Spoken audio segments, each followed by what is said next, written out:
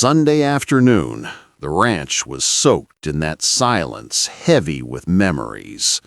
The tables still held signs of family dinners, but now everything seemed distant, as if time had taken part of me away along with the people I thought I could trust. It was there, between the strong smell of wet earth and the echo of cattle in the distance, that I got the final blow from those who were supposed to be my foundation. The betrayal wasn't a hidden affair or whispered gossip. It was invisible abandonment, rejection disguised as sarcasm, contempt in small words. These things, in the countryside, weigh as much as any storm. I spent years supporting my father's farm, helping my brother with debts, helping my mother with bills and health, thinking that's what made a man worthy. I was called a failure for not having kids, mocked for being alone. But it was them, the same ones I fed, who made me see. At that ranch in Nebraska, I realized my place in the world wouldn't be with them anymore. The pain turned into strength. I stopped the bank transfers, quit the Sunday dinners, and started rebuilding my life among lonely fields, without seeking revenge, just peace. The days started like any other at the ranch, but the atmosphere was heavy, like before a storm. My father had been saying that debts were piling up and that I'd probably have to sell part of the land to pay the bills. My sister, who lived in the city, understood little about farm work, but always showed up to complain about my way of living. And more than that, about the fact that I was alone, without kids or a wife. That Sunday during lunch, I tried to keep traditional. She threw out that question that cut deeper than any knife. Where's your family? What have you done with your life besides working here? I knew it wasn't just teasing. It was pure contempt. The last straw was when I heard my mom and dad laughing at the joke. They looked at me like a stranger, like someone who, far from being part of the family, was a burden they couldn't carry anymore.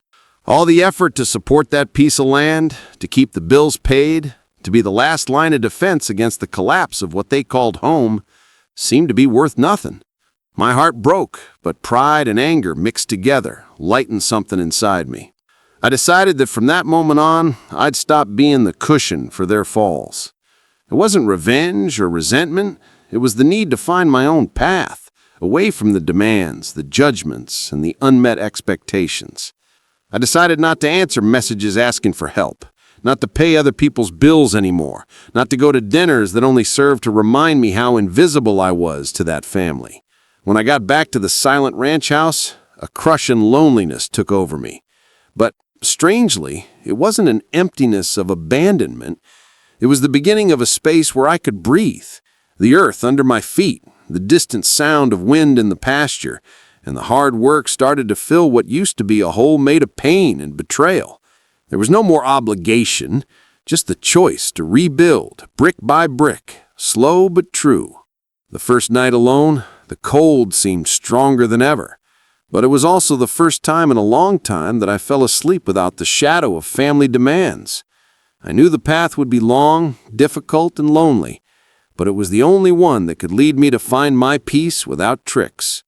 That break, painful and inevitable, would be the seed of my rebuilding as a man and as a human being. If this story's touching you, leave your like and share if you've ever felt this pain of being invisible to those who should support you.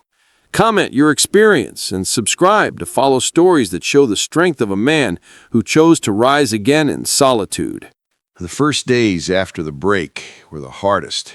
I woke up in the absolute silence of the countryside house, the silence that bothered me, that made the absence of that companionship hurt, even though it was loaded with pain. Without the Sunday gatherings or the constant requests for help, the ranch seemed even bigger, empty in its corners and memories. The feeling of being alone in the world hit me deep, but I knew it was a conscious choice. A search for a true rebuilding, away from false dependencies.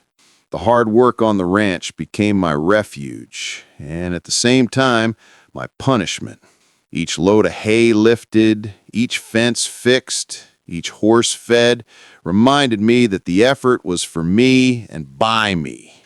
There was no longer the shadow of anyone using my sweat or my money to get by, like before. I learned to find comfort in the tough routine, in the hours spent under the sun or in the cold nights sitting on the porch, listening only to the sounds of nature that started to fill the emptiness.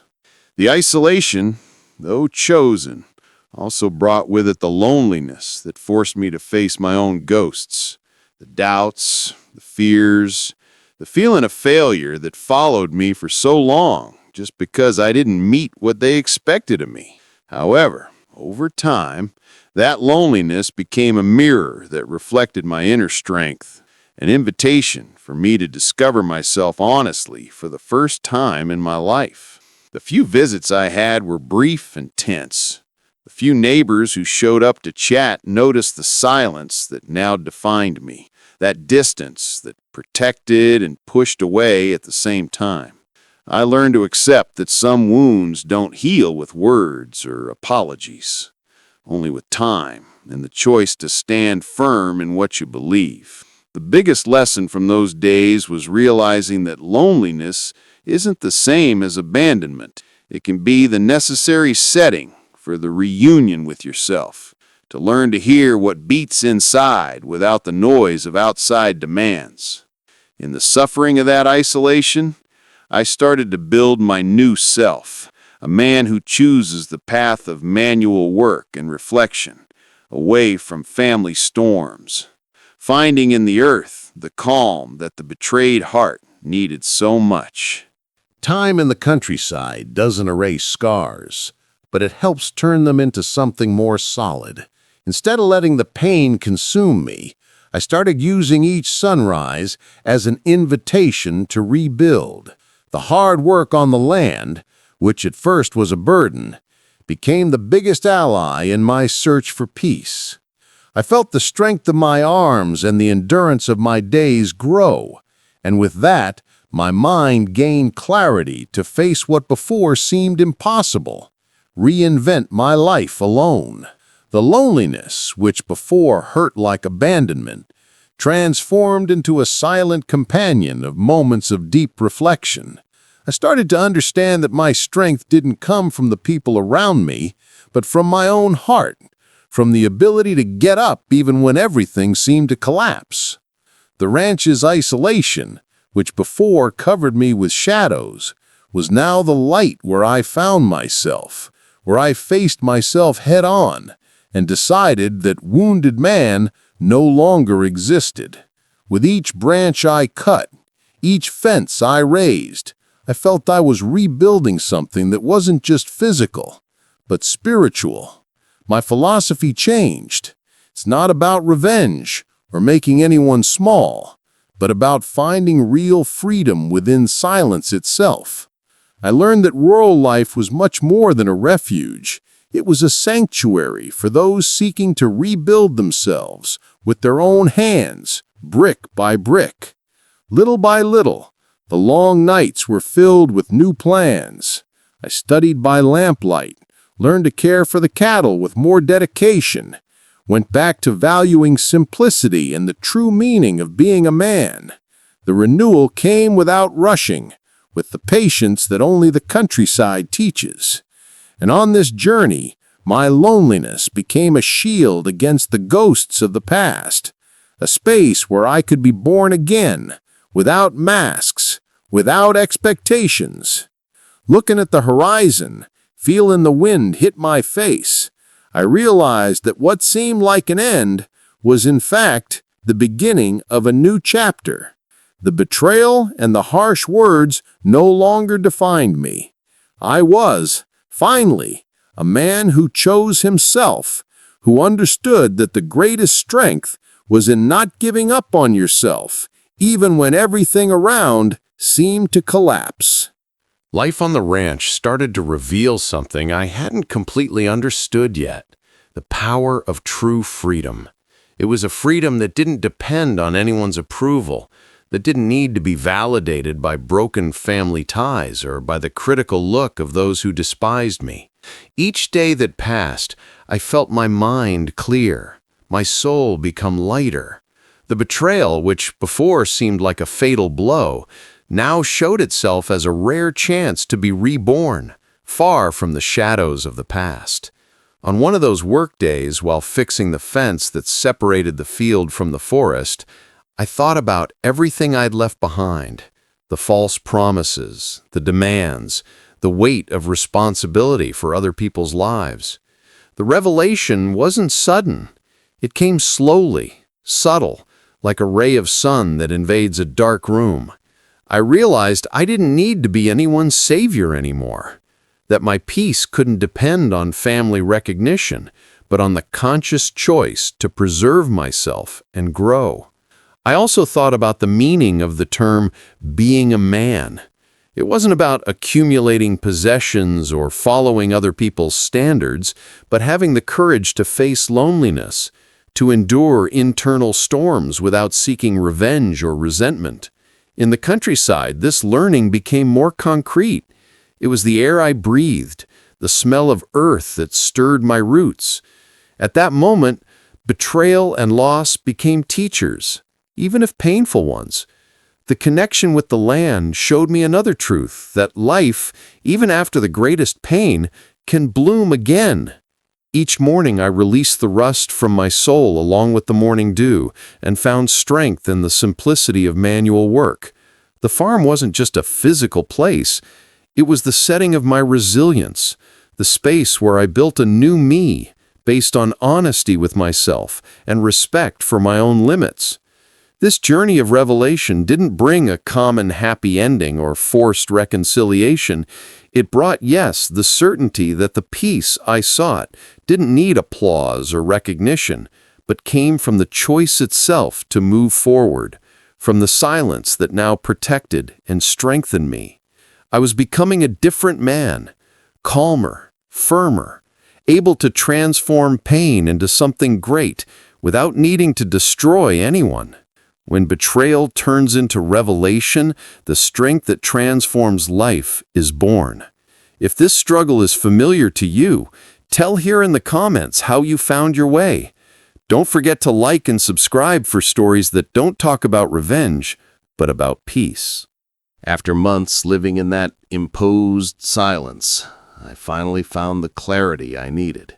The betrayal had disarmed me, thrown me into the pit of loneliness, but it also gave me the opportunity to choose a path that few men dare to walk, that of true rebuilding, without masks and without regrets. I wouldn't go back to seek what had always been an obligation disguised as love. My focus now was the ranch, the land, the manual work, the only place where my presence had value, not by obligation, but by choice. I started organizing my routine, rediscovering the strength that many years of submission to family had almost erased. Each sunset was a silent victory against the wounds of the soul. I knew there were no easy endings, but that loneliness was my weapon, my shield against the past that tried to drag me down. I didn't need revenge or harsh words. I needed peace and the rebuilding of a life that only depended on me. In the few times I crossed paths with my relatives, I felt the natural distance that grew between us. They remained stuck in the old demands, in the fantasy of a son who should never stop serving.